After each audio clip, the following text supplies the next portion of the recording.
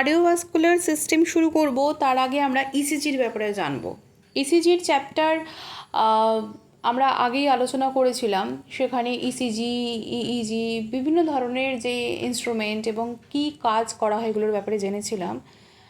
কিন্তু আজকে cardiovascular system তো জানবো, কিন্তু ইসিজি এই কারণেই জানবো কারণ অ্যাপ্লিকেশনগুলো ভীষণভাবে ইম্পর্টেন্ট। তো হৃদস্পন্দনের সময় হৃৎপিণ্ডের তড়িৎ বিভবের পরিবর্তন হয়। তো এই ব্যাপারগুলো না জানলে, কারণ হার্টের কোনো প্রবলেম হলে আগেই বলা হয়, বা যদি এটা ডিটেক্ট করা হয় বা ডিটেক্ট করার আগেও এটা ধরে নেওয়া হয় যে কিছু প্রবলেম হয়েছে, তো ইসিজি করে এসো। তো ইসিজি একটা নর্মাল এবং একটা সিম্পল টেকনিক, তো সেটার ব্যাপারে জেনে আমরা কার্ডিওভাস্কুলার ডিপ লেভেলে চলে যাব।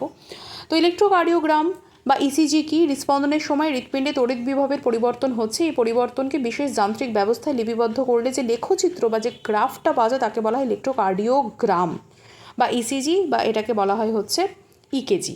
এবার যে যন্ত্রের সাহায্যে ইসিজি করা হয় সেটাকে বলা হয় ইলেকট্রোকার্ডিওগ্রাফ। সরল ইলেকট্রোকার্ডিওগ্রাফ 1903 সালে প্রথম আবিষ্কার করেন উইলহেলম আইনথোভেন। এই যন্ত্রে বৈদ্যুতিক চুম্বক ব্যবস্থা ও বিশেষ লেখনী ব্যবস্থা রয়েছে। সাধারণভাবে পরিবর্ধকে প্রবিষ্ট 1 মিলিভোল্ট বিভব পার্থক্য লেখনীতে 1 সেন্টিমিটার বিক্ষেপণ বা ডিফ্লেকশন ঘটতে পারে। লিপিবদ্ধকারী কাগজের গতি প্রতি সেকেন্ডে হয় হচ্ছে 25 মিলিমিটার। এই যন্ত্রটিকে অসিলোস্কোপ যন্ত্রের সাহায্যে যুক্ত করে তড়িৎ বিভবের এই উত্থান পতনকে একটি টিভি পর্দার উপরেও প্রতিফলন করা যায়।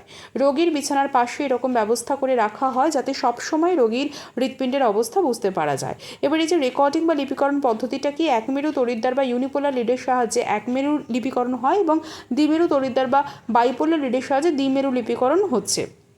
এবার ধনাত্মক তড়িৎদ্বারকে সক্রিয় তড়িৎদ্বার বলা হচ্ছে বা এক্সপ্লোরিং ইলেকট্রোড বলা হচ্ছে।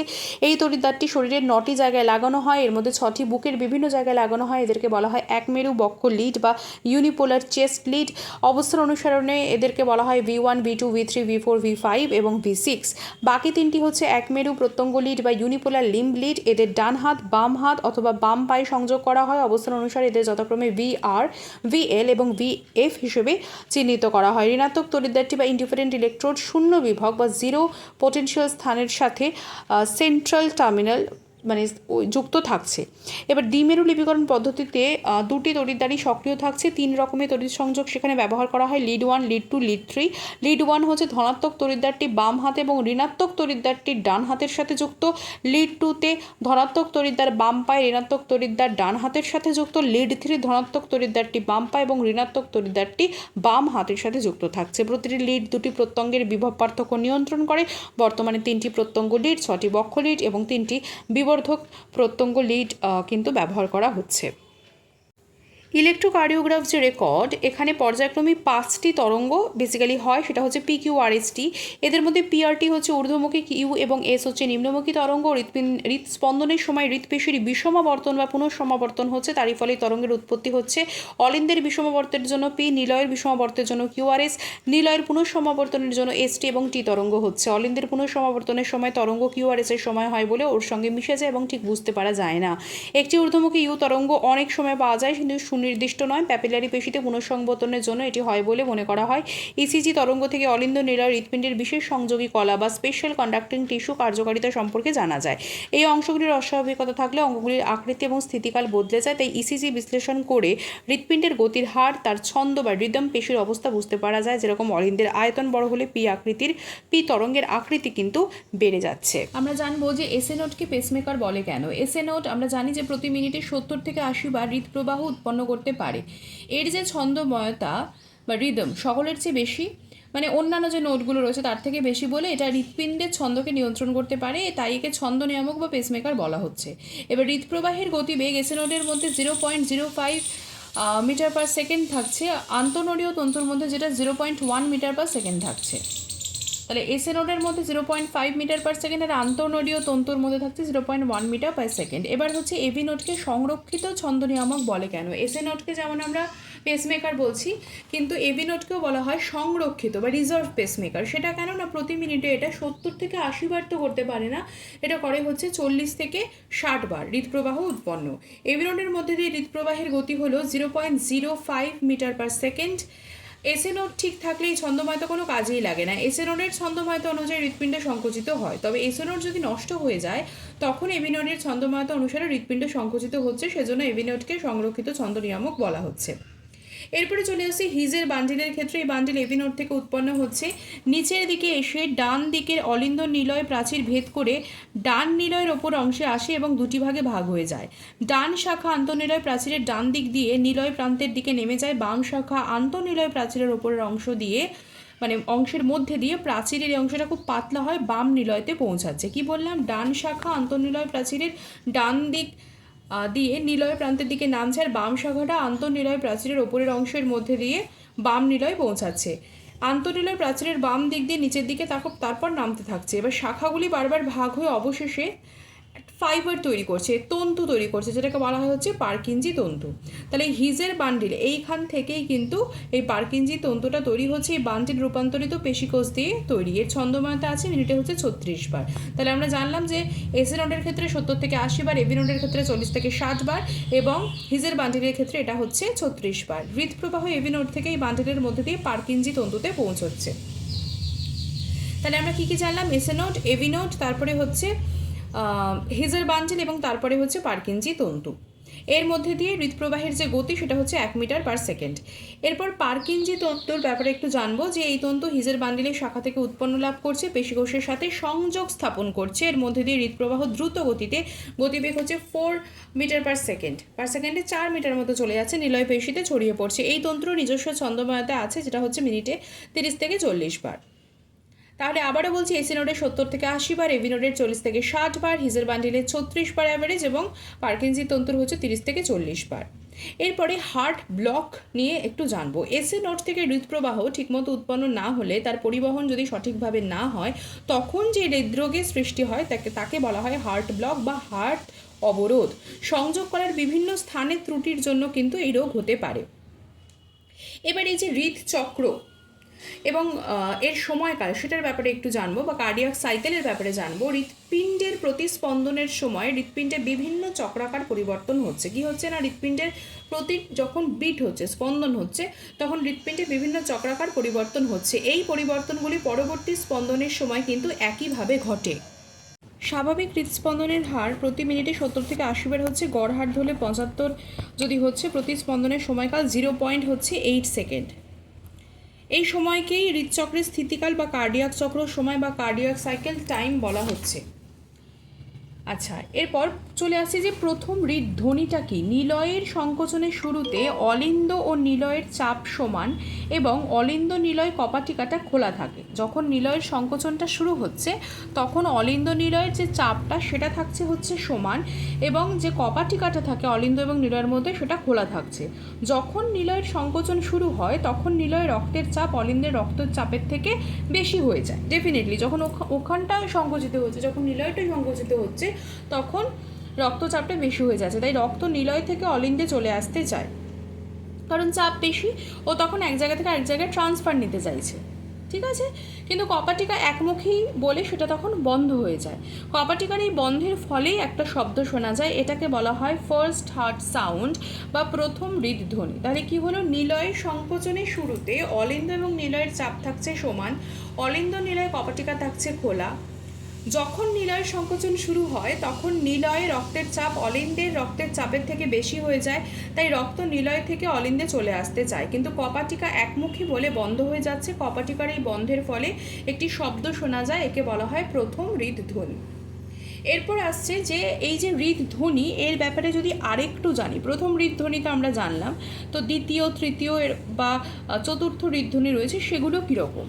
তো প্রথম কথা, প্রতিটি হৃদচক্রে 4টি হৃদধ্বনি শোনা যায়, প্রথম, দ্বিতীয়, তৃতীয়, চতুর্থ। এবার প্রথম এবং দ্বিতীয় হৃদধ্বনি যথাক্রমে অলিন্দ নিলয় কপাটিকা এবং অর্ধচন্দ্রাকৃতি কপাটিকার বন্ধের জন্য হচ্ছে। প্রথমটা আমরা জানলামই যে অলিন্দ নিলয় কপাটিকা বন্ধ হচ্ছে তার জন্য হচ্ছে, আর দ্বিতীয় হৃদধ্বনিটা হচ্ছে অর্ধচন্দ্রাকৃতি কপাটিকা বন্ধের জন্য। এবার তৃতীয়, চতুর্থ হৃদধ্বনি যথাক্রমে অলিন্দ থেকে রক্ত নিলয়ে ক্ষিপ্র গতিতে প্রবাহিত হওয়ার জন্য সৃষ্টি হয়। হৃদধ্বনি পরীক্ষা করে কপাটিকার অবস্থা এবং পূর্তি দশার অবস্থা, যখন এটা কমপ্লিট হচ্ছে সেটার অবস্থা বুঝতে পারা যায়। প্রথম হৃদধ্বনি একটু অস্পষ্ট কিন্তু দীর্ঘ, লাভ শব্দের মতো। এর সাহিত্যকাল হচ্ছে 0.1 to 0.17 সেকেন্ড। এটি নিলয়ের সংকোচনের শুরু নির্দেশ করে। হৃদপ্রবাহ হিজের বান্ডেলের মধ্যে দিয়ে ঠিকমতো যদি না যেতে পারে তখন দুটি শব্দ শোনা যায়, যেটাকে বলা হয় স্প্লিট সাউন্ড। এবার দ্বিতীয় হৃদধ্বনি, তার মানে কি ওখানে প্রবলেম রয়েছে। এবার দ্বিতীয় হৃদধ্বনি ক্ষণস্থায়ী হয় কিন্তু তীক্ষ্ণ হয়, ডাব আওয়াজ হয়। একটা হচ্ছে লাভ, একটা ডাব। এর স্থায়িত্বকাল হচ্ছে 0.1 to 0.14 সেকেন্ড। এটি নিলয়ের সংকোচনকালের সমাপ্তি ও প্রসারণকালের শুরুকে নির্দেশ করছে। দুটি অর্ধচন্দ্রাকৃতি কপাটিকা একসাথে ঠিকমতো বন্ধ যদি না হচ্ছে তখন এই শব্দ অস্বাভাবিক হয়। উচ্চ রক্তচাপ থাকলে কিন্তু এই শব্দ তীব্র হয়। তৃতীয় হৃদধ্বনি রক্তের ক্ষিপ্র গতির জন্য নিলয়ের প্রাচীরের কম্পনের ফল। তাহলে এটা কোনো কপাটিকা খোলা বন্ধের জন্য নয়, এটা হচ্ছে নিলয়ের প্রাচীরের কম্পনের ফল এবং এর স্থায়িত্বকাল হচ্ছে 0.07 to 0.1 সেকেন্ড। এটি নিলয়ের পূর্তির সূচনা করে। এই শব্দ ভালো শোনা যায় না। আর চতুর্থ হৃদধ্বনি রক্তের ক্ষিপ্র গতির জন্য অলিন্দের পেশি অলিন্দ নিলয় কপাটিকার কম্পনের ফলে হয়। তাহলে যেটা তৃতীয় সেটা হচ্ছে নিলয়ের প্রাচীরের কম্পনের ফল, আর এটা হচ্ছে অলিন্দ পেশি অলিন্দ নিলয় কপাটিকার কম্পনের ফল। এটি কিন্তু শ্রুতিগোচর নয়। এর স্থায়িত্বকাল হচ্ছে 0.2 to 0.04 সেকেন্ড। তাহলে প্রথম হৃদধ্বনি 0.1 to 0.17, দ্বিতীয় 0.1 to 0.14, তৃতীয় আর চতুর্থ যেটা শোনা যায় না, তৃতীয়টা হচ্ছে 0.07 to 0.1 এবং চতুর্থ হচ্ছে 0.02 to 0.04। প্রথম হৃদধ্বনি বেসিক্যালি হচ্ছে যখন অলিন্দ নিলয় কপাটিকা বন্ধ থাকছে তখন, যখন অর্ধচন্দ্রাকৃতি কপাটিকা দুটো বন্ধ হয়ে যাচ্ছে দ্বিতীয় হৃদধ্বনি হচ্ছে, যখন নিলয়ের প্রাচীরের কম্পন হচ্ছে তখন তৃতীয় হৃদধ্বনি হচ্ছে, এবং চতুর্থ হৃদধ্বনি হচ্ছে যখন অলিন্দের পেশি এবং অলিন্দ নিলয় কপাটিকার কম্পন হচ্ছে তখন। এরপর আমরা চলে আসছি যে হার্ট উৎপাদ কী এবং তার পরিমাণ কিভাবে নির্ণয় করা যায়, এবং আমরা জানব যে ঘাত পরিমাণ, মিনিট পরিমাণ, যেগুলোকে স্ট্রোক ভলিউম, মিনিট ভলিউম বলে, এইগুলোর ব্যাপারে। হার্ট উৎপাদের ইংরাজি হচ্ছে কার্ডিয়াক আউটপুট। ঠিক আছে, তো আমরা সেখানে চলে আসছি। প্রথমত প্রতি হৃদস্পন্দনের সময় যে পরিমাণ রক্ত প্রতি নিলয় থেকে বেরিয়ে আসে তাকে বলা হয় হচ্ছে ঘাত পরিমাণ। প্রতি হৃদস্পন্দনের সময় যে পরিমাণ রক্ত প্রতি নিলয় থেকে বেরিয়ে আসছে তাকে বলা হয় স্ট্রোক ভলিউম বা ঘাত পরিমাণ। এর পরিমাণ হলো প্রাপ্তবয়স্কদের ক্ষেত্রে 70 ml মতো, দেহের প্রতি বর্গমিটারের পরিমাণ 47 ml। প্রতি মিনিটে যে পরিমাণ রক্ত প্রতি নিলয় থেকে বেরিয়ে আসে সেটাই হচ্ছে মিনিট ভলিউম। তাহলে কি বললাম, প্রতি হৃদস্পন্দনের সময় যে পরিমাণ রক্ত প্রতি নিলয় থেকে বেরিয়ে আসে সেটা হচ্ছে ঘাত পরিমাণ বা স্ট্রোক পরিমাণ আর স্ট্রোক ভলিউম। আর যেটা হচ্ছে প্রতি মিনিটে যে পরিমাণ রক্ত প্রতি নিলয় থেকে বেরিয়ে আসে সেটা হচ্ছে মিনিট ভলিউম। এর পরিমাণ হচ্ছে প্রাপ্তবয়স্কদের ক্ষেত্রে 5 লিটার। ঘাত পরিমাণ মিনিট পরিমাণের মধ্যে সম্পর্ক হলো মিনিট পরিমাণ ইকুয়াল টু ঘাত পরিমাণ ইন্টু হৃদস্পন্দনের হার।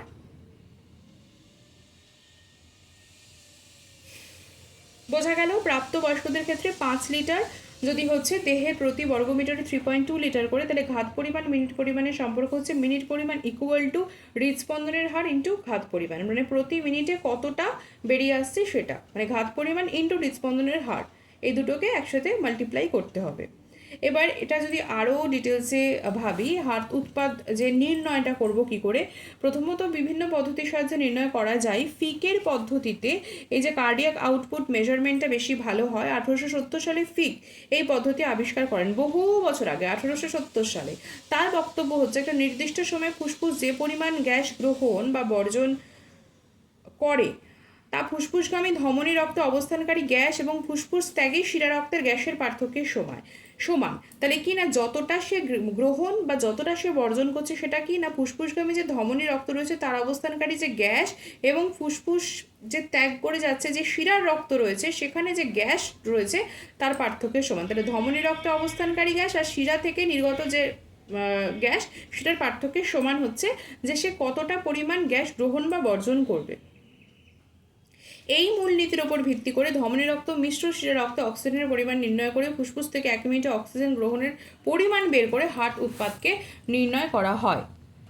তার মানে ওই মিনিট পরিমাণ হিসেবে ধরা হয় 1 মিনিটে অক্সিজেন গ্রহণের পরিমাণ বাই 100 ml ধমনী ও শিরা রক্তে অক্সিজেনের পার্থক্যটা কতটা হচ্ছে, ধমনীর রক্তে কতটা অক্সিজেন, শিরা রক্তে কতটা অক্সিজেন, তার মধ্যে পার্থক্য কতটা হচ্ছে তার পার্সেন্টেজ করলে হার্ট উৎপাদ বেরোবে। কি বললাম, যে 1 মিনিটে অক্সিজেন গ্রহণের পরিমাণ ডিভাইডেড বাই 100 ml ধমনী এবং শিরা রক্তে অক্সিজেনের পার্থক্য ইন্টু 100, এইভাবে কিন্তু কার্ডিয়াক আউটপুটটা মেজার করা হয়। এবং ফিক এটি আবিষ্কার করেন, ফিকের নীতি এটা বলা হয় কার্ডিয়াক আউটপুট বের করতে গেলে।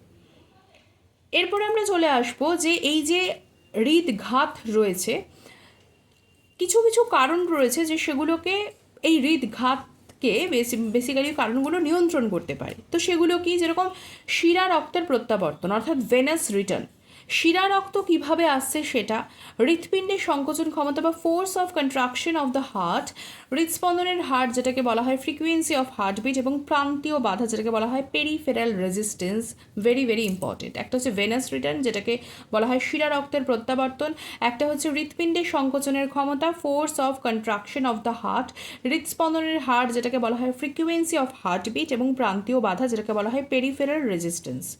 এই কারণগুলির ওপর হৃদঘাত হচ্ছে নির্ভরশীল, এই 4টি কারণের ওপর। তো শিরা রক্তের প্রত্যাবর্তন এবং হৃৎপিণ্ডের ঘাতের পরিমাণ হচ্ছে সমানুপাতিক হয়। প্রথমটা, শিরা রক্তের প্রত্যাবর্তনের হার যদি বাড়ছে, বেশি রক্ত নিলয়ে নিয়ে আসছে, তখন নিলয়ের প্রসারণ শেষ আয়তন বা এন ডায়াস্টলিক ভলিউমটা বেড়ে যাচ্ছে।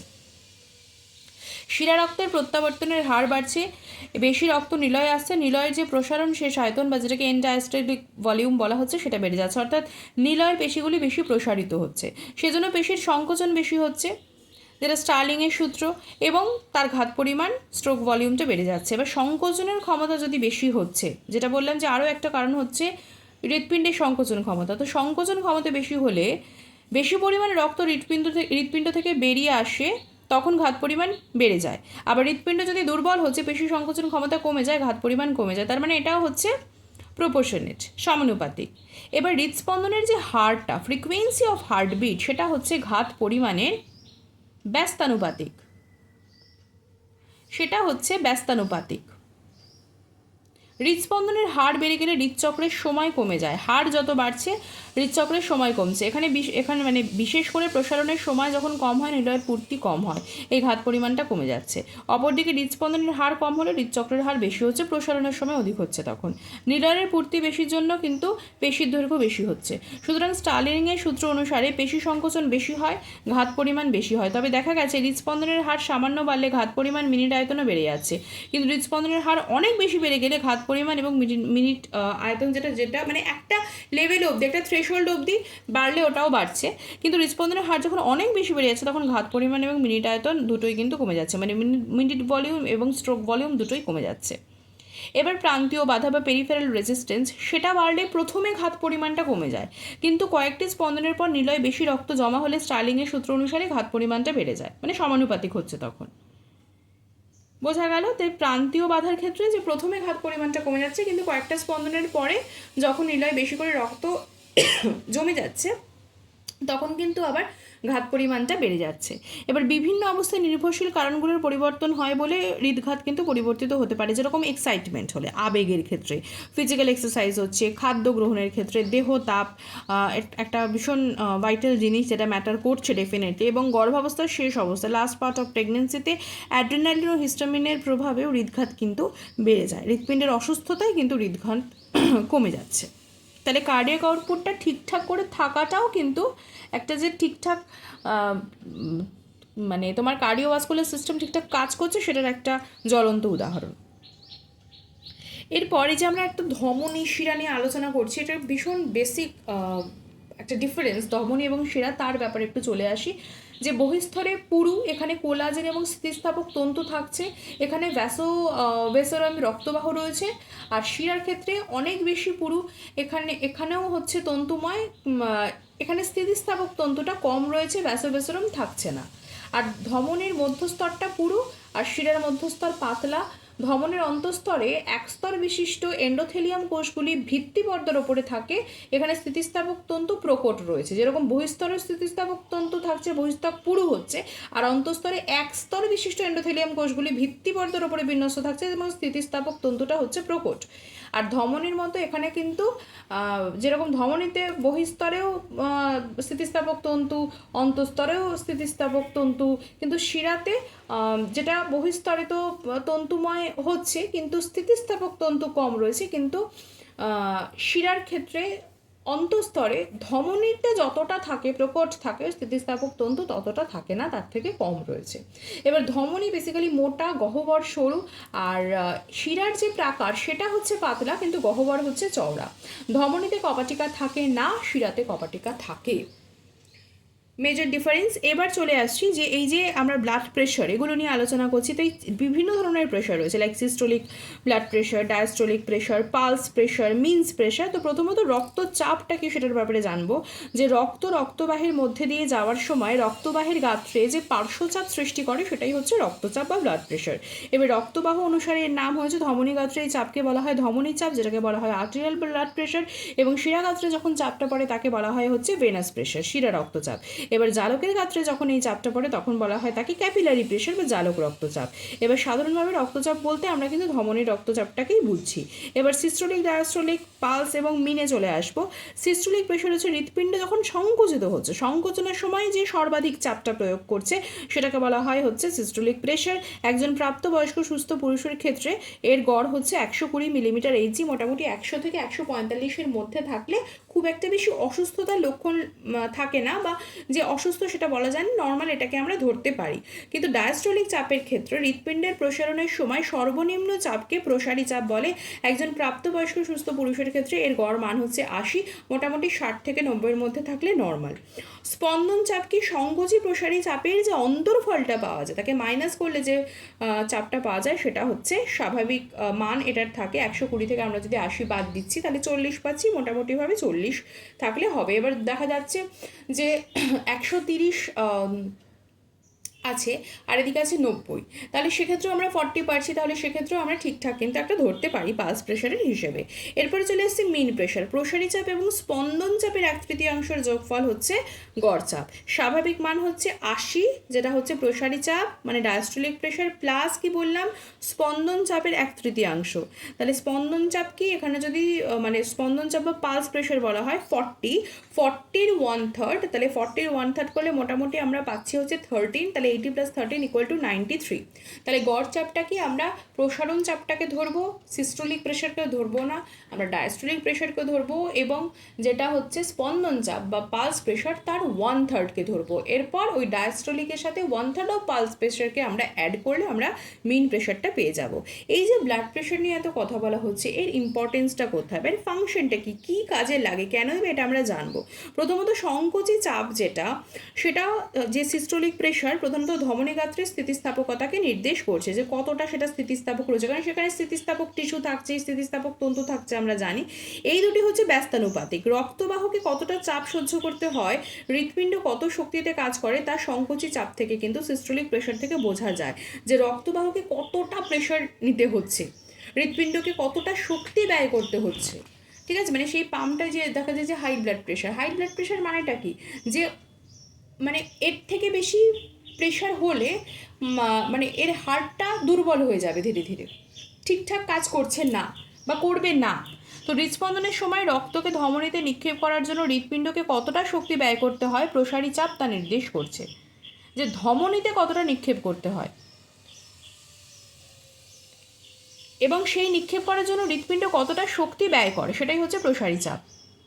কারণ প্রসারী চাপ বেশি হলে হৃৎপিণ্ডের ওপর চাপ বেশি পড়ে, তো সেই জন্য এইটা খুব একটা কিন্তু ডিফারেন্স হওয়া যাবে না। মানে এটা যেমন সিস্টোলিক যেটা মোটামুটিভাবে 100 থেকে 140-45 অবধি আমরা নর্মালের মধ্যে রাখতে পারি, কিন্তু এটা কিন্তু 60 থেকে মানে একটা 30-এর ডিফারেন্স রয়েছে, খুব বেশি 90-এর বেশি হয়ে গেলেই কিন্তু সেখানে একটা মারাত্মক ঝুঁকি থাকে। এইভাবে যদি চলতে থাকে, যদি হৃৎপিণ্ডের ওপর চাপটা বেশি পড়ে, যদি ডায়াস্টোলিক প্রেশারটা বেশি হয়ে যায়, ইন দ্যাট কেস নিলয় তখন বড় হয়, যেটাকে বলা হয় ভেন্ট্রিকুলার হাইপারট্রফি। ভেন্ট্রিকুলার হাইপারট্রফি রক্তচাপ সংবহনে এবং জালকতন্ত্রে পরিস্রাবণ প্রক্রিয়ায় সাহায্য করছে। রক্তচাপ রক্ত সংবহনতন্ত্রে জালকতন্ত্রের পরিস্রাবণ প্রক্রিয়াতে সাহায্য করছে, রক্তচাপ রক্ত সংবহন এবং জালকতন্ত্রে। আর এই পরিস্রাবণ প্রক্রিয়া, ফিল্ট্রেশন প্রসেস, রক্ত থেকে কোষে পুষ্টি সরবরাহ করছে এবং মূত্র উৎপাদন করতে হেল্প করছে। এগুলোর সাথে ডেফিনেটলি কানেক্টেড, মূত্র উৎপাদন, পুষ্টি সরবরাহ ইত্যাদি। আচ্ছা, এই যে রক্তচাপ বেড়ে যায় বা কমে যাচ্ছে, যখন এটা অসুস্থতার একটা মোড় নিচ্ছে, তো সেই ক্ষেত্রেগুলো আরও যদি ডিপ লেভেলে আমরা জানার চেষ্টা করি, তাহলে আমরা এটুকুলো জানবো যে কোন ফ্যাক্টরগুলো এক্ষেত্রে দায়ী, মানে কেন হয়, রক্তচাপ নিয়ন্ত্রণকারী কারণগুলো কী কী, বা ফ্যাক্টরস রেগুলেটিং ব্লাড প্রেশার নিয়ে আলোচনা করলে প্রথমেই থাকে হচ্ছে পাম্পিং অ্যাকশন অফ হার্ট। হৃৎপিণ্ডে সংকোচন করার ক্ষমতার ওপর রক্তচাপ সরাসরি নির্ভরশীল। প্রান্তীয় বাধা ও রক্তচাপ হচ্ছে সমানুপাতিক। ধমনীতন্ত্রে রক্তের পরিমাণ এবং রক্তচাপ হচ্ছে সমানুপাতিক। মানে কি, রক্তচাপ ইকুয়াল টু হার্ট উৎপাদ এবং প্রান্তীয় বাধা। Blood pressure equal to cardiac output into peripheral resistance. রক্তের সান্দ্রতা এবং রক্তচাপ হচ্ছে সমানুপাতিক। রক্তের সান্দ্রতা রক্তচাপ সমানুপাতিক। রক্তবাহের স্থিতিস্থাপকতা অর্থাৎ এলাস্টিসিটি অফ ভেসেল ওয়াল হচ্ছে রক্তচাপের সাথে ব্যস্তানুপাতিক। রক্তের গতি বাড়লে রক্তচাপ বাড়ে। প্রেষগ্রাহক ও রসায়নগ্রাহক বাহ নিয়ামক ব্যবস্থার মানে ভ্যাসোমোটর সিস্টেমের মাধ্যমে রক্তচাপ কিন্তু নিয়ন্ত্রিত হচ্ছে। অ্যাড্রেনালিন নরঅ্যাড্রেনালিন সরাসরি উপধমনী সংকোচন ঘটাচ্ছে, ফলে রক্তচাপ বেড়ে যায়। খাদ্য গ্রহণের ক্ষেত্রে খাওয়ার সময় সাময়িকভাবে সংকোচী চাপ 6 to 8 মিলিমিটার এইচজি কিন্তু কমে যাচ্ছে। ঘুমানোর সময় সংকোচী চাপ 15 to 30 mmHg কমে যাচ্ছে, কিন্তু ঘুমের মধ্যে যদি উত্তেজিত হচ্ছি বা ভয় পেয়ে যাচ্ছি, তখন আবার সংকোচী প্রসারী রক্তচাপ বেড়ে যায়, তখন এরকম বুক ধরফর করতে থাকে। আবেগ, উত্তেজনা, ভয়, দুশ্চিন্তা, এই সকল কারণে রক্তচাপ বিশেষ করে সংকোচী চাপটা কিন্তু বেড়ে যায়। দৈহিক পরিশ্রম করে রক্তচাপ প্রধানত সংকোচী চাপ বেড়ে যায়। হার্ট উৎপাদ বৃদ্ধির এটা হচ্ছে প্রধান কারণ। দাঁড়ানো অবস্থায় প্রসারী চাপ বেশি থাকে, বসে থাকলে তার থেকে কম থাকবে, শুয়ে থাকলে হচ্ছে সবচাইতে কম থাকবে। এবার আমরা জানি যে রক্তচাপ নির্ণয়ের যে যন্ত্র, তার নাম হচ্ছে স্ফিগমোম্যানোমিটার। ঠিক আছে, রক্তচাপ নিয়ন্ত্রণে প্রেস গ্রাহকের ভূমিকা সম্পর্কে আলোচনা করব। রক্তচাপ বাড়লে প্রেস গ্রাহকগুলি উত্তেজিত হচ্ছে, তখন সাইনো আয়োটিক নার্ভের মাধ্যমে নার্ভ প্রবাহ এনটিএসে যাচ্ছে এবং এটি উত্তেজিত হচ্ছে। এখান থেকে নার্ভ প্রবাহ গ্লুটামেট ক্ষরণকারী নিউরনের মাধ্যমে রক্তচাপ নিয়ন্ত্রণ কেন্দ্রে অবস্থিত সিভিএলএম বা কডাল ভেন্টেরোল্যাটারাল মেডালাতে যাচ্ছে এবং এখানে অবস্থিত গাবার্জিক নিউরনগুলো যেগুলো থাকছে সেগুলোকে উত্তেজিত করছে। এই নিউরনগুলির পাশে অবস্থিত আরভিএলএম বা রস্ট্রাল ভেন্ট্রোল্যাটারাল মেডালার নিউরনগুলিকে অবদমন করে। এই নিউরনগুলির সাহায্যে উপধমন সংকুচিত হচ্ছে। সুতরাং এখন এই উপধমনগুলি প্রসারিত হয়, মানে ডাইলেশন হচ্ছে, তখন রক্তচাপ কমে যাচ্ছে এবং স্বাভাবিক হচ্ছে। অপরপক্ষে রক্তচাপ কমে গেলে এই প্রেসগ্রাহকগুলি কম উত্তেজিত হয়, এখান থেকে নার্ভ প্রবাহের হারও কম হয়, ফলে আরভিএলএমে নিউরনগুলি সক্রিয়তা বেড়ে যায়। মহাধমনীগুলি আবার আগের মতো সংকুচিত হচ্ছে এবং রক্তচাপ বেড়ে গিয়ে স্বাভাবিক হচ্ছে। এভাবে প্রেসগ্রাহকের মাধ্যমে রক্তচাপ নিয়ন্ত্রিত হচ্ছে। আবারও বলছি, রক্তচাপ যখন বাড়ছে প্রেসগ্রাহক উত্তেজিত হচ্ছে, রক্তচাপ যখন কমছে তখন প্রেসগ্রাহকগুলি কম উত্তেজিত হচ্ছে। এবার যখন উত্তেজিত হয়ে গেল, তখন সাইনো আয়োটিক নার্ভের মাধ্যমে নার্ভ প্রবাহটা এনটিএসে চলে যাচ্ছে এবং উত্তেজিত হচ্ছে। এবার নার্ভ প্রবাহ গ্লুটামেট ক্ষরণকারী নিউরনের মাধ্যমে রক্তচাপ নিয়ন্ত্রণ কেন্দ্রে অবস্থিত যে সিভিএলএম বা যেটাকে বলা হয় কডাল ভেন্ট্রোল্যাটারাল মেডালা, এখানে চলে যাচ্ছে এবং এখানে অবস্থিত যে গাবার্জিক নিউরনগুলি রয়েছে সেগুলোকে উত্তেজিত করছে এবং এর পাশে যে আরভিএলএম বা রস্ট্রাল ভেন্ট্রিকুলার মেডালা থাকছে এই নিউরনগুলিকে অবদমন করছে, ফলে নিউরনগুলির সাহায্যে উপধমনী সংকুচিত হচ্ছে। তাহলে যখন কডাল ভেন্ট্রোল্যাটারাল মেডালাতে যাচ্ছে অর্থাৎ সিভিএলএমে যাচ্ছে, তখন সেগুলো উত্তেজিত হচ্ছে এবং যখন আরভিএলএমে যাচ্ছে তখন কিন্তু সেগুলো অবদমিত হচ্ছে। এবার এই যে প্রেসগ্রাহকের সাহায্যে এই হৃদস্পন্দনের হারটা যে এভাবে নিয়ন্ত্রিত হয় এবং সেটা আরও একটু যদি আমরা ডিপ লেভেলে চলে যাই, তাহলে এই যে গ্লুটামেট ক্ষরণকারী নিউরনের মাধ্যমে ভেগাস নিউক্লিয়াস বা অ্যাম্বিগাস নিউক্লিয়াসে যাচ্ছে এবং উত্তেজিত হচ্ছে। এখান থেকে নার্ভ প্রবাহ ভেগাস নার্ভের মাধ্যমে হৃৎপিণ্ডের পেসমেকার কোষে চলে যাচ্ছে, pacemaker tissue at the SA node. এই কোষগুলোতে অবস্থিত যে পটাশিয়াম নালিকা সেটা খুলে যাচ্ছে এবং পটাশিয়ামের ভেদ্যতা বাড়ছে, ফলে পেসমেকার বিভব তৈরি হতে কিন্তু দেরি হয়, তাই হৃদস্পন্দনের হার কিন্তু সেক্ষেত্রে কমে যাচ্ছে। আবার যখন রক্তচাপ কমছে তখন সাইনোআয়োটিক দিয়ে নার্ভ প্রবাহ কমছে, ভেগাস নার্ভ দিয়ে কম নার্ভ প্রবাহ পেসমেকারের কোষে পৌঁছেছে, নার্ভ প্রবাহ সেখানে হচ্ছে অবদমনকারী। তখন যেহেতু নার্ভ প্রবাহ কম হচ্ছে, তাহলে হৃৎপিণ্ডের হারটা তখন আবার বেড়ে যাচ্ছে। তাহলে এইভাবে কিন্তু সম্পর্কযুক্ত। তাহলে এখান থেকে বোঝা যাচ্ছে যে রক্তচাপ এবং হৃদস্পন্দনের হার রক্তচাপ এবং হৃদস্পন্দনের হার এই সম্পর্ক হচ্ছে ব্যস্তানুপাতিক। একে বলা হয় হচ্ছে মেরির সূত্র। তাহলে মেরির সূত্র কি? রক্তচাপ এবং হৃদস্পন্দনের হার হচ্ছে ব্যস্তানুপাতিক, এটাকেই বলা হয় মেরির সূত্র। নিউরন প্রতিবর্ত ব্যবস্থাকে মেরির রিফ্লেক্স বলা হয়, যেহেতু একটা নিউরাল রিফ্লেক্স আসছে, সেটা হচ্ছে মেরিস রিফ্লেক্স। একে হৃদস্পন্দনের হারের অবদমনকারী প্রতিবর্ত ক্রিয়া বলা হয় বা কার্ডিও ইনহিবিটরি রিফ্লেক্সও বলা হয়। হৃদস্পন্দনের হার অবদমনকারী প্রতিবর্ত ক্রিয়া। এখানে উল্লেখযোগ্য যে দেহের বিভিন্ন প্রেসগ্রাহক উত্তেজিত হলে হৃদস্পন্দনের হার কমে যাচ্ছে, কিন্তু দক্ষিণ এবং বাম অলিন্দে মানে ডান এবং বাম অলিন্দে অবস্থিত প্রসারণ গ্রাহকগুলি উত্তেজিত হলে হৃদস্পন্দনের হার কিন্তু বেড়ে যাচ্ছে। একে বলে হৃদস্পন্দনের হার বৃদ্ধিকারী প্রতিবর্ত ক্রিয়া বা কার্ডিও অ্যাক্সিলারেটর রিফ্লেক্স। ডান এবং বাম অলিন্দে অবস্থিত প্রসারণ গ্রাহকগুলি উত্তেজিত হলে হৃদস্পন্দনের হার বেড়ে যাচ্ছে, একে বলা হয় হৃদস্পন্দনের হার বৃদ্ধিকারী প্রতিবর্ত ক্রিয়া বা কার্ডিও অ্যাক্সিলারেটর রিফ্লেক্স। তাহলে এইভাবে কিন্তু এটা নিয়ন্ত্রিত হচ্ছে। আমরা চলে আসব যে এই যে প্রেস গ্রাহকগুলি রয়েছে, সেই প্রেস গ্রাহক কাকে বলে? যে সকল গ্রাহক বা রিসেপ্টার রক্তচাপ বেড়ে গেলে প্রসারণের ফলে উত্তেজিত হচ্ছে, সেটাই হচ্ছে প্রেস গ্রাহক। এগুলি উত্তেজিত হলে প্রতিবর্ত ক্রিয়ার মাধ্যমে হৃদস্পন্দনের হার, রক্তচাপ, ফুসফুসীয় বায়ু চলন, যেটাকে বলা হয় হচ্ছে পালমোনারি ভেন্টিলেশন, সেটা কিন্তু কমে যাচ্ছে। এবারের গঠন বা অবস্থানটা কি? প্রেস গ্রাহকগুলি হৃৎপিণ্ড এবং রক্তবাহে অবস্থিত। এবার ধমনী সংবহন তন্ত্র বা আর্টেরিয়াল সার্কুলেটরি সিস্টেম, এগুলি ক্যারোটিড সাইনাস এবং অ্যাওর্টিক আর্চে অবস্থিত। ধমনী সংবহন তন্ত্রে এগুলো ক্যারোটিড সাইনাস এবং অ্যাওর্টিক আর্চে অবস্থিত, এটা হচ্ছে তার বেসিক লোকেশন।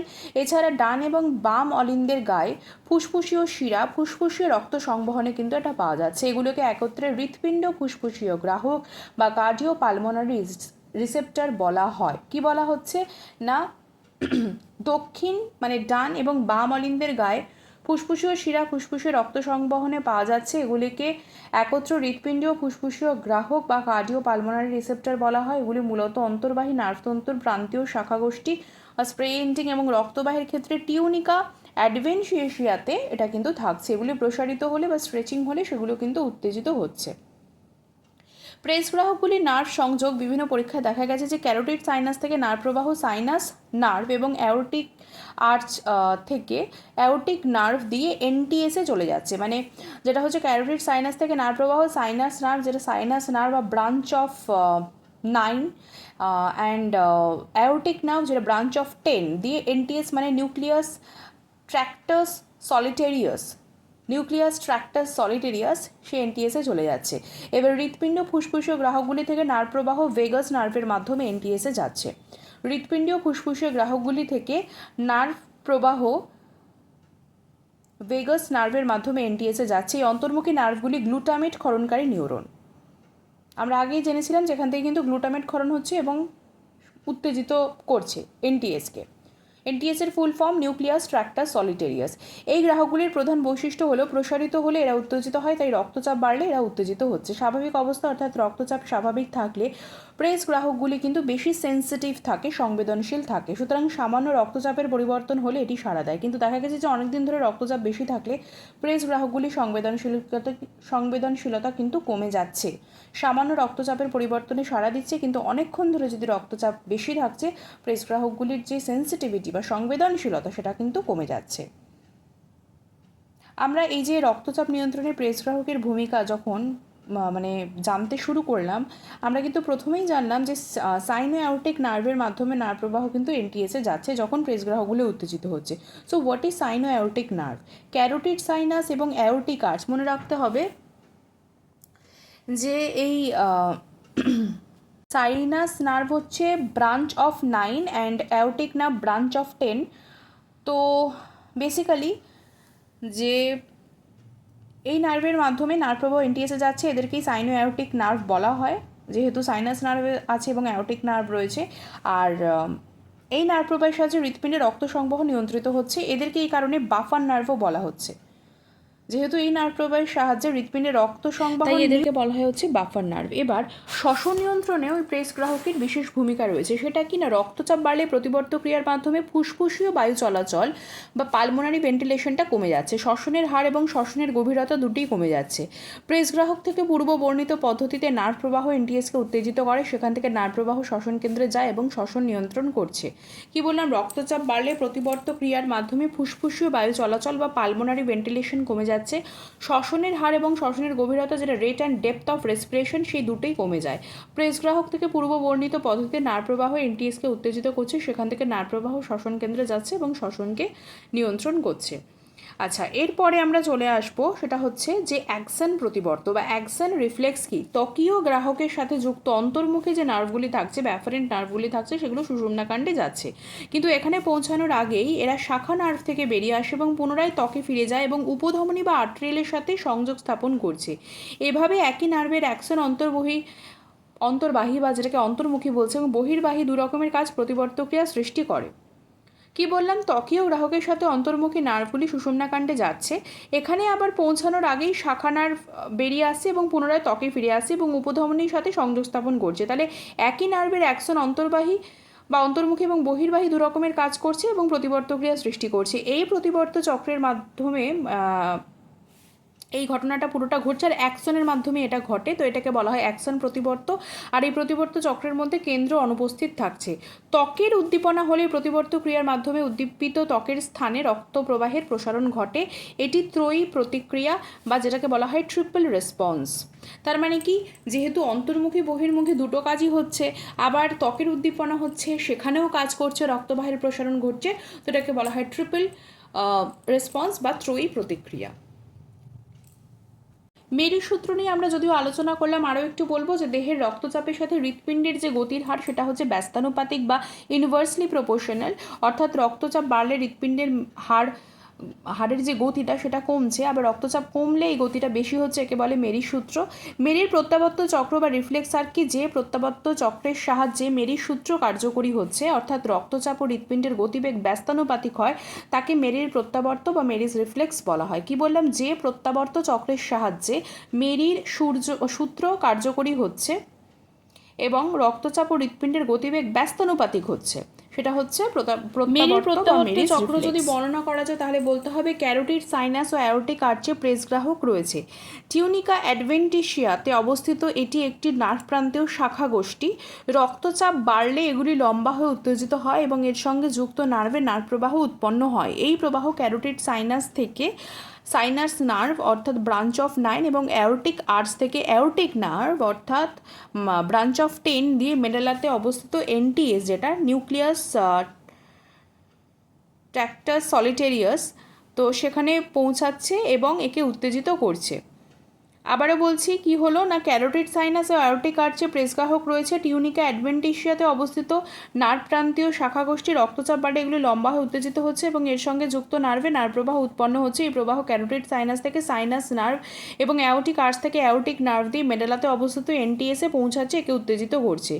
এই কেন্দ্র উত্তেজিত হলে এখান থেকে নার্ভ প্রবাহ বহির্মুখী নার্ভের মাধ্যমে ভেগাস কেন্দ্রে অর্থাৎ 10 নার্ভের নিউক্লিয়াস অথবা নিউক্লিয়াস অ্যাম্বিগাসে যাচ্ছে এবং এদের উত্তেজিত করছে। এখান থেকে উত্তেজনা নার্ভের মাধ্যমে হৃৎপিণ্ডের পেসমেকার কোষে পৌঁছায়। পেসমেকার বিভব বা পেসমেকার পটেনশিয়াল উৎপন্ন হতে দেরি হয় এবং হৃৎপিণ্ডের হারের গতি কমে যায়। অপরদিকে রক্তচাপ কমে গেলে এই প্রেসগ্রাহকগুলি কম উত্তেজিত হয়, ফলে শেষ পর্যন্ত পেসমেকার কোষে কম স্নায়ু প্রবাহ পৌঁছাচ্ছে। যেহেতু এগুলি অবদমনকারী নার্ভ প্রবাহ, তাই এগুলি কমে গেলে হৃৎপিণ্ডের গতির হার কিন্তু বেড়ে যায়। এবার একটু ইসিজির পোর্শনে চলে আসছি। ইসিজি কাকে বলে না, হৃদস্পন্দনের সময় হৃৎপিণ্ডে যে তড়িৎ বিভবের পরিবর্তন হচ্ছে সেটাই হচ্ছে ইসিজি। এই পরিবর্তনকে বিশেষ যান্ত্রিক ব্যবস্থায় লিপিবদ্ধ করলে যে লেখচিত্র পাওয়া যায় তাকে বলা হয় ইলেকট্রোকার্ডিওগ্রাম বা ইসিজি বা ইকেজি। যে যন্ত্রের সাহায্যে ইসিজি হয় তাকে বলে ইলেকট্রোকার্ডিওগ্রাফ। ইসিজি আবিষ্কার করেন 1903 সালে উইলহেলম আইনথোভেন। ইসিজি লিপিকরণ পদ্ধতি হচ্ছে প্রধানত দু প্রকার, একটা হচ্ছে একমেরু লিপিকরণ বা ইউনিপোলার রেকর্ডিং, একটা হচ্ছে দ্বিমেরু তড়িৎদ্বারের সাহায্যে যেটা হয় সেটা হচ্ছে বাইপোলার লিডের সাহায্যে দ্বিমেরু লিপিকরণ বা বাইপোলার রেকর্ডিং। ধনাত্মক ও ঋণাত্মক তড়িৎদ্বার কাকে বলে, ইলেকট্রোকার্ডিওগ্রাফ যন্ত্রে ধনাত্মক ও ঋণাত্মক মেরুর সাথে যে তড়িৎদ্বার যুক্ত থাকে তাকে যথাক্রমে ধনাত্মক ঋণাত্মক তড়িৎদ্বার বলা হয়। আর সক্রিয় তড়িৎদ্বারকে একমেরু লিপিকরণ পদ্ধতিতে ধনাত্মক তড়িৎদ্বারকে সক্রিয় তড়িৎদ্বার বলে। এই তড়িৎদ্বারটি শরীরের 9টি জায়গাতে লাগানো হচ্ছে, 6টি থাকছে বুকে। তো এদেরকে বলা হয় হচ্ছে একমেরু বক্ষলিট। আর একমেরু বক্ষলিটটা V1 থেকে V6 এইভাবে যায়, মানে V1 V2 V3 V4 V5 V6, এবং বর্তমানে 3টি প্রত্যঙ্গ লিড এবং 6টি বক্ষ লিড এবং 3টি বিবর্ধক প্রত্যঙ্গ লিড ব্যবহার করা হয়। ইলেকট্রোকার্ডিওগ্রাফ যন্ত্রের সাহায্যে যে লেখচিত্র পাওয়া যায় তাকে বলে ইলেকট্রোকার্ডিওগ্রাফ এটি পর্যায়ক্রমিক 5টি তরঙ্গ অর্থাৎ পিকিউ আরএসটি নিয়ে গঠিত। তো এখানে পিকিউ আরএসটির মধ্যে পিআরটি হচ্ছে ঊর্ধ্বমুখী এবং কিউএস হচ্ছে নিম্নমুখী তরঙ্গ। অলিন্দের বিষমাবর্তের জন্য দায়ী হচ্ছে পি তরঙ্গ, নিলয়ের বিষমাবর্তনের জন্য কিউআরএস, নিলয়ের পুনঃসমাবর্তনের জন্য দায়ী হচ্ছে এসটি এবং টি তরঙ্গ। ইসিজি তরঙ্গ থেকে জানা যায় যে অলিন্দ নিলয় হৃৎপিণ্ডের বিশেষ যে সংযোগী কলা স্পেশাল কন্ডাক্টিং টিস্যুর কার্যকারিতা সম্পর্কে। এই অংশগুলির অস্বাভাবিকতা থাকলে অঙ্গগুলির আকৃতি এবং স্থিতিকাল বদলে যায়। তো ইসিজি বিশ্লেষণ করে হৃৎপিণ্ডের গতির হার, তার ছন্দ, পেশির অবস্থা বুঝতে পারা যায়। অলিন্দের আয়তন বড় হলে পি তরঙ্গের আকার বড় হবে। মিট্রাল ভার্টেব্রাল কোনো রকম যদি অসুখ থাকে তাহলে কিন্তু এটা দেখা যায় যে অলিন্দের আয়তন বড় হচ্ছে, পি তরঙ্গের আকৃতি বড় হয়ে যাচ্ছে। এছাড়া অলিন্দ তন্তুর ছন্দ বিকারে বা আর্টেরিয়াল ফাইব্রিলেশনে কিন্তু পি অনুপস্থিত থাকছে, পি থাকছে না। তাহলে পি এর যখন তরঙ্গটা বড় হচ্ছে তখন আমরা বলছি যে মিট্রাল ভালভের অসুখের ক্ষেত্রে এটি হতে পারে। এছাড়া যখন আর্টেরিয়াল ফাইব্রিলেশন হচ্ছে তখন কিন্তু পি তরঙ্গটা টোটালটাই অনুপস্থিত থাকছে। নিলয়ের আয়তন যদি বড় হয়ে যায় তখন দেখা যাচ্ছে যে আর এর আকৃতি কিন্তু বড় হচ্ছে। হৃৎপেশির অবক্ষয় বা মায়োকার্ডিয়াল ড্যামেজ হলে কিউ বড় হয় এবং এসটি ওপরের দিকে কিন্তু উঠে যায়। মায়োকার্ডিয়াল ড্যামেজ যখন বা হৃৎপেশির যখন অবক্ষয় হচ্ছে তখন কিন্তু কিউ যে তরঙ্গটা সেটা হয়ে যাচ্ছে বড় এবং কিউ হচ্ছে নিম্নমুখী তরঙ্গ, কিন্তু সেটা হয়ে যাচ্ছে বড় এবং এসটি ওপরের দিকে উঠে যাচ্ছে। এবার হৃৎপেশি যদি অক্সিজেন কম পাচ্ছে তখন কিন্তু আবার এসটি নিচের দিকে নেমে যাচ্ছে। হৃৎস্পন্দন প্রবাহ এসে নোড থেকে নিলয়ে পৌঁছাতে দেরি হলে পি আর যে ইন্টারভেলটা, পিআর এর যে ইন্টারভেলটা, সেই ইন্টারভেলটার সময় কিন্তু বেড়ে যাচ্ছে, মানে পিআর অবকাশের সময় কিন্তু বেড়ে যাচ্ছে। যদি হৃৎস্পন্দনের এই প্রবাহ নিলয়ে পৌঁছাতে না পারে তাহলে পি এর পর কিউআরএস অনুপস্থিত থাকছে। কি বললাম, এই যদি হৃৎস্পন্দনের প্রবাহ নিলয়ে পৌঁছাতে না পারছে তাহলে পি এর পরে যে কিউআরএস নিলয়ে পৌঁছাতেই পারলো না, তাহলে কিউআরএসটা হবেই না। কারণ মেনলি নিলয়ের বিষমাবর্তনের জন্য কিন্তু কিউআরএস দায়ী থাকে এবং পুনঃসমাবর্তনের জন্য এসটি এবং টি তরঙ্গ দায়ী থাকে। আবারও বলছি যে ইসিজি থেকে মেইনলি কী জানা যায় না, অলিন্দ নিলয় হৃৎপিণ্ডের বিশেষ সংযোগী কলা বা স্পেশাল কন্ডাক্টিং টিস্যুর কার্যকারিতা সম্পর্কে। কোনো রকম যদি অংশগুলোর মধ্যে অস্বাভাবিকতা থাকছে, আকৃতিতে কোনো রকম বদল আসছে বা স্থিতিকাল বদলে যাচ্ছে, সেগুলো থেকে বিশ্লেষণ করা যায়। হৃৎপিণ্ডের গতির হার, তার ছন্দ, পেশির অবস্থা বুঝতে পারা যায়। অলিন্দের আয়তন বড় হলে পি তরঙ্গের আকৃতি বড় হয়। মিট্রাল ভালভের প্রবলেমের ক্ষেত্রে বা মিট্রাল স্টেনোসিস এটাকে বলা হয়, যার জন্য এটি হতে পারে। অলিন্দ তন্তুর ছন্দ বিকারে বা আর্টেরিয়াল ফাইব্রিলেশনের ক্ষেত্রে পি পুরোপুরি অনুপস্থিত থাকছে। নিলয়ের আয়তন বড় হলে আর এর আকৃতি বড় হয়ে যাচ্ছে। হৃৎপেশির অবক্ষয় বা মায়োকার্ডিয়াল ড্যামেজ হলে কিউ বড় হয়ে যাচ্ছে, এসটি উপরের দিকে উঠে যাচ্ছে। হৃৎপেশি অক্সিজেন কম পেলে এসটি নিচের দিকে নেমে যাচ্ছে। হৃৎস্পন্দন প্রবাহ এসে নোড থেকে নিলয়ে পৌঁছাতে দেরি করলে পিআর অবকাশের সময় বেড়ে যাচ্ছে। যদি হৃৎস্পন্দনের প্রবাহ নিলয়ে পৌঁছাতে না পারে তাহলে পি এর পরে কিউআরএস টোটালি অনুপস্থিত থাকছে। এবার হচ্ছে হলটার মনিটর কি, এটা ভীষণ ইম্পর্টেন্ট একটা কোয়েশ্চেন। এটি একটি ছোট ইলেকট্রোকার্ডিওগ্রাফ যন্ত্র, প্রয়োজন হলে এটিকে সঙ্গে নিয়ে কিন্তু ঘোরাফেরা করা যায়। এই যন্ত্রের সাহায্যে 24 ঘন্টা ইসিজি রেকর্ড করা হয়, পরে এটিকে চালিয়ে বিশ্লেষণ করে দেখা হয় যে সকল ক্ষেত্রে হঠাৎ হৃৎপিণ্ডে অস্বাভাবিকতা দেখা যায় সেই সকল ক্ষেত্রে এই প্রক্রিয়ায় কিন্তু ইসিজি রেকর্ড করা হয়। এবার মস্তিষ্ক নিউরনের স্বতঃস্ফূর্ত অবিরাম বিভব পরিবর্তনকে মস্তিষ্ক তড়িৎলেখ যন্ত্রের সাহায্যে লেখচিত্র যেটা পাওয়া যাচ্ছে সেটাকে লিপিবদ্ধ করা হচ্ছে। করটিতে তড়িৎদ্বার বসিয়ে যে লিপিবদ্ধ বিভব তরঙ্গ পাওয়া যায় তাকে মস্তিষ্ক তড়িৎলেখ বা এটাকে বলা হয় ইলেকট্রোএনসেফালোগ্রাম বা ইইজি। গুরু মস্তিষ্কের উপরিতলে তড়িৎদ্বার বসিয়ে বিভব তরঙ্গ যখন লিপিবদ্ধ করা হয় তাকে বলা হয় ইলেকট্রোকর্টিকোগ্রাম বা ইকোজি। এবার ইলেকট্রোকার্ডিওগ্রাফ যন্ত্রের সাহায্যে যে লেখচিত্র পাওয়া যায় তাকে বলছি ইলেকট্রোকার্ডিওগ্রাফ। পর্যায়ক্রমিক 5টি তরঙ্গ পিকিউআরএসটি বারবার করে বলছি। এবার আমরা চলে আসবো হচ্ছে স্টার্লিংয়ের সূত্র, যেটাও ভীষণভাবে ইম্পর্টেন্ট। আমরা মেরির সূত্র নিয়ে অলরেডি আলোচনা করে ফেলেছি। স্টার্লিংয়ের সূত্র নিয়েও কিন্তু আমরা আগের ক্লাসে আলোচনা করেছিলাম যে পেশি সংকোচনের শক্তি সংকোচনের পূর্বে পেশির দৈর্ঘ্যের সমানুপাতিক হচ্ছে কিনা। পেশি সংকোচনের শক্তিটা সংকোচনের পূর্বে যে পেশির দৈর্ঘ্য তার সমানুপাতিক হচ্ছে, অর্থাৎ শিরা রক্তের প্রত্যাবর্তন বৃদ্ধি পেলে নিলয় ঘাত পরিমাণ বাড়ছে এবং স্টার্লিংয়ের সূত্র অনুসারে এটা ঘটে। শিরা রক্তের প্রত্যাবর্তন বাড়লে নিলয় বেশি রক্ত পৌঁছানোর ফলে নিলয়ের প্রসারণ শেষ আয়তন বা যেটাকে বলা হয় হচ্ছে এন্ড ডায়াস্টোলিক ভলিউম বেড়ে যাচ্ছে, তখন পেশির সংকোচন কিন্তু শক্তিশালী হচ্ছে। বেশি রক্ত নিলয় থেকে তখন বেরিয়ে আসে এবং নিলয়ের ঘাত পরিমাণ কিন্তু তখন বেড়ে যাচ্ছে। এটাই হচ্ছে হৃৎপিণ্ডের স্টার্লিংয়ের সূত্র। ইসিজিতে ইউ তরঙ্গের কিন্তু একটি গুরুত্বপূর্ণ ভূমিকা রয়েছে। কি না, ইসিজিতে ইউ তরঙ্গ হচ্ছে অসামঞ্জস্য রূপে বা ইনকনসিস্টেন্টলি কিন্তু দেখা যাচ্ছে, এটি হৃৎপিণ্ডের প্যাপিলারি পেশিতে পুনঃসমবর্তন প্রকাশ করে। তো ইসিজি তরঙ্গের শেষ তরঙ্গ হচ্ছে ইউ, এটি ছোট গোলাকার আকৃতি বিশিষ্ট ঊর্ধ্বমুখী একটি তরঙ্গ। টি তরঙ্গের ঠিক পরেই একে দেখা গেছে। স্বাভাবিক ইউ তরঙ্গ সবথেকে ভালো দেখা যায় মিড প্রিকার্ডিয়াল লিডে, অর্থাৎ V2 V4-এ ইউ তরঙ্গের অক্ষলিড AVL অক্ষের সাথে যুক্ত থাকছে লম্বভাবে। ইউ তরঙ্গের বিস্তারটা খুব কম সময় 1 মিলিমিটারের বেশি হয়, তবে মাঝে মাঝে বিশেষ করে ক্রীড়াবিদদের ক্ষেত্রে কিন্তু এটা 2 মিলিমিটার পর্যন্ত হতে পারে। এরপরে আমরা চলে এসেছি আইনথোভেনের সূত্রের ক্ষেত্রে, যিনি ইসিজি বেসিক্যালি আবিষ্কার করেন। কোনো নির্দিষ্ট ক্ষেত্রে ইলেকট্রোকার্ডিওগ্রাফি 3টি দ্বিমেরু বাহু লিডের, অর্থাৎ লিড 1, 2 and 3 এর মধ্যে যে কোনো দুটি লিডের তড়িৎ বিভব জানা থাকে, তৃতীয়টি তড়িৎ বিভব প্রথম দুটি থেকে গাণিতিকভাবে নির্ণয় করা যায়। প্রথম দুটি তড়িৎ বিভবের যোগফলই হবে তৃতীয়টির তড়িৎ বিভব, মানে 1 + 2 = 3। এটাই হচ্ছে আইনথোভেনের সূত্র। এখান থেকে উল্লেখযোগ্য যে দুটি লিডের তড়িৎ বিভবের যোগফল করার সময় বিভিন্ন লিডের ধনাত্মক এবং ঋণাত্মক চিহ্ন পর্যবেক্ষণ করা কিন্তু আবশ্যিকভাবে প্রয়োজন। এরপরে আসছে কার্ডিয়াক ইন্ডেক্স, বা যেটাকে বলা হয় বাংলাতে হৃদসূচক। হার্ট উৎপাদকে কিন্তু কার্ডিয়াক আউটপুট এইভাবে প্রকাশ করা যায়। প্রতি মিনিটে যে পরিমাণ রক্ত প্রতি নিলয় থেকে বেরিয়ে আসে তাকে বলে মিনিট পরিমাণ। প্রতি বর্গমিটার দেহ আয়তনের মিনিট পরিমাণ হচ্ছেই হৃদসূচক বা কার্ডিয়াক ইন্ডেক্স, মানে প্রতি মিনিটে যে পরিমাণ রক্ত নিলয় থেকে বেরিয়ে আসছে সেটা হচ্ছে মিনিট ভলিউম। এবার প্রতি বর্গমিটার দেহ আয়তনের মিনিট পরিমাণকে হৃদসূচক বা কার্ডিয়াক ইন্ডেক্স বলা হচ্ছে। প্রাপ্তবয়স্কদের ক্ষেত্রে এটি হচ্ছে 3.2 লিটার। ইসিজি থেকে যেমন হৃৎপিণ্ডের পরিবহন তন্ত্র বা কন্ডাক্টিং সিস্টেমের ব্যাপারে জানা যায়, তার কার্যকারিতা জানা যায়, পরিবহন বিষয় বা হৃৎস্পন্দনের উৎপত্তি, তার পরিবহন সম্পর্কে জানা যায়, হৃৎপেশির সংকোচন শক্তি বোঝা যায়, হৃৎপিণ্ডের অ্যারিথমিয়া হয়েছে কিনা, রক্ত সরবরাহের ঘাটতি বা ইস্টেমিয়া হয়েছে কিনা, বিভব পরিবহনের ঘাটতি বা ব্লক হয়েছে কিনা, হৃৎপিণ্ডে ক্ষত বা ইনফ্র্যাকশন হয়েছে কিনা সেটা জানা যায়। রোগের চিকিৎসার সময় রোগের বিস্তার, তার প্রতিকার সম্বন্ধে ধারণা লাভ করা যায়। ইলিপি সাহায্যে হৃৎপিণ্ডের যান্ত্রিক কাজ ও তড়িৎ কার্যকারিতার মধ্যে কী সম্বন্ধ সেটা কিন্তু বোঝা যায়। আমরা এবার করোনারি রক্ত সংবহন তন্ত্রের বৈশিষ্ট্যের মধ্যে একটু চলে আসব, এবং করোনারি রক্ত সংবহনের পরে আমরা মস্তিষ্কের রক্ত সংবহনের বৈশিষ্ট্যের মধ্যে কিন্তু চলে আসব। তো করোনারি রক্ত সংবহনের বৈশিষ্ট্য কিনা দুটো করোনারি ধমনী হৃৎপিণ্ডকে বিশুদ্ধ রক্ত সরবরাহ করে, কিন্তু ব্যক্তি বিশেষে তার ব্যতিক্রম রয়েছে। শতকরা 50% ব্যক্তির ক্ষেত্রে ডান করোনারি, 20% ক্ষেত্রে বাম করোনারি, 30% ক্ষেত্রে উভয় করোনারি ধমনের হৃৎপিণ্ডকে প্রধানত রক্ত সরবরাহ করে।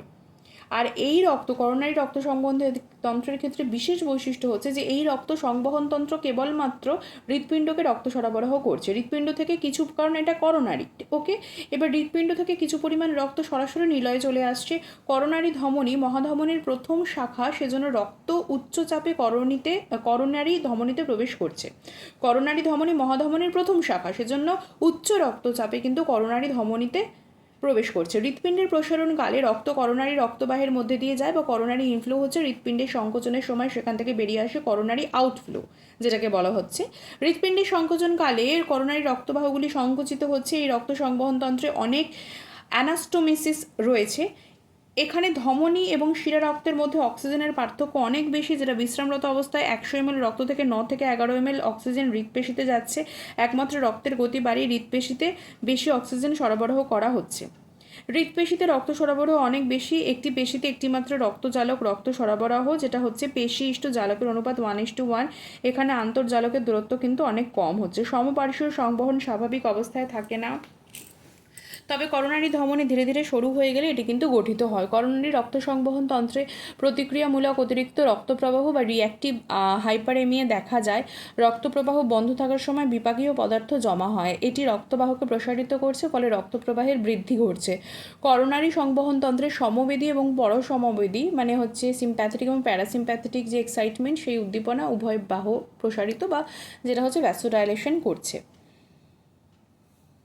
মস্তিষ্কে রক্ত সংবহনের বিশেষ ভূমিকা কি? যে উইলস চক্র বা যেটাকে বলা হয় সার্কেল অফ উইলিস নামে একটি ধমনী চক্র মস্তিষ্কে রক্ত সংবহন করছে। দুটি ইন্টারনাল ক্যারোটিড এবং দুটি ভার্টিব্রাল ধমনী বা ভার্টিব্রাল আর্টারি দিয়ে এই চক্র গঠিত। এখান থেকে 6টি ধমনীর সাহায্যে মস্তিষ্কে রক্ত সরবরাহ হয়, প্রধানত ইন্টারনাল জুগুলার শিরা এবং অন্যান্য শিরার মাধ্যমে এখানে রক্ত হৃৎপিণ্ডে ফিরে আসছে।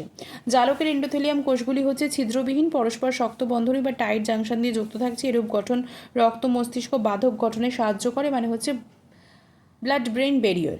এই বাধার জন্য মস্তিষ্কের রক্তনালী থেকে সব ধরনের ক্রিস্টালয়েড পদার্থ মস্তিষ্ক কলায় প্রবেশ করতে পারে না, কেবলমাত্র কিছু পদার্থ যেতে পারে, শুধুমাত্র ব্লাড ব্রেন ব্যারিয়ারের জন্য। অ্যাস্ট্রোসাইটের প্রলম্বিত অংশগুলি জালককে ঢাকা দিয়ে রাখে, ফলে এন্ডোথেলিয়াম কোষগুলি কম ভেদ্য হয় এবং রক্তচাপ বৃদ্ধিতে এগুলো বেশি প্রসারিত হয় না। যে সকল ব্যক্তির রক্তচাপ বেশি তাদের ক্ষেত্রে উপধমনীগুলি মোটা, এমনভাবে সংকুচিত যাতে জালকের মধ্যে রক্তচাপ বেশি পড়তে না পারে। মস্তিষ্ক রক্ত সংবহন সংস্থাটি বদ্ধ কক্ষের মধ্যে থাকে, ফলে মস্তিষ্কে রক্ত সংবহনে রক্তের পরিমাণ একটি নির্দিষ্ট সীমার উপর যেতে পারে না। মস্তিষ্ক হৃৎপিণ্ডের অনেক ওপরে থাকার ফলে মস্তিষ্কের রক্ত সংবহন মাধ্যাকর্ষণ দ্বারা প্রভাবিত হয়। শ্বেতবস্তু অপেক্ষা ধূসর বস্তুতে 4 গুণ বেশি রক্ত প্রবাহিত হয়। 60 থেকে 160 mmHg রক্তচাপের মধ্যে মস্তিষ্কের রক্ত সংবহন প্রায় অপরিবর্তিত থাকছে। এই রক্ত সংবহনতন্ত্রে অনেক অ্যানাস্টোমোসিস রয়েছে। ধমনী শিরা রক্তের মধ্যে অক্সিজেনের পরিমাণের পার্থক্য যেরকম করোনারির রক্ত সংবহনতন্ত্রেরও বেশি, তেমনি এই মস্তিষ্কের রক্ত সংবহনতন্ত্রেরও কিন্তু বৃদ্ধি ঘটে। আজকের ক্লাস এইটুকুই, আবার নেক্সট ক্লাসে দেখা হচ্ছে। ভালো থাকবেন, ধন্যবাদ।